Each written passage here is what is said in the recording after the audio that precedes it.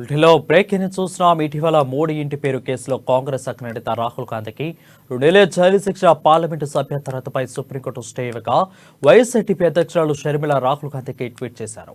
Parliament సభ్యుడిగా తిరిగి నియమించబడ్డ రాహుల్ను అభినందనలకు తెలిపారు. అయితే న్యాయం, ధర్మం గెలిచనడానికి సుప్రీంకోర్టు తీర్పే ఒక ఉదాహరణ అని తెలిపారు. రాహుల్ తిరిగి పార్లమెంటుకు రావడం దేశానికి ఎంతో అవసరమని, పార్లమెంటు వేదికగా గలం విప్పిస్తారని, అదేవిధంగా దేశం ఎదురు చూస్తుందని అన్నారు. అహింసలు ప్రజాస్వామ్య పరిరక్షణ, లౌకికవాద పరిరక్షణ, దేశ భద్రత, ఉన్నతి, ఐక్యతలపై రాహుల్ పోరాట పటిమ ఎంతో ఆదర్శమని కొనియాడారు.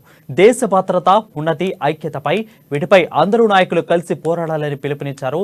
పార్లమెంటులో ప్రవేశపెట్టిన అవిశ్వాస తీర్మానానికి బేషరతుగా నా నైతిక మద్దతు తెలియజేస్తున్నానని ట్వీట్ చేశారు.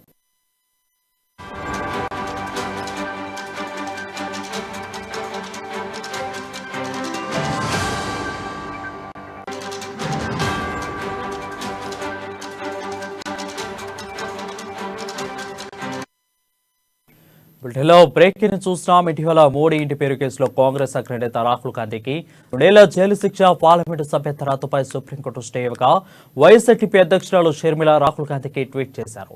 పార్లమెంటు సభ్యుడిగా తిరిగి నియమింపబడ్డ రాహుల్ కు అభినందనలు తెలిపారు.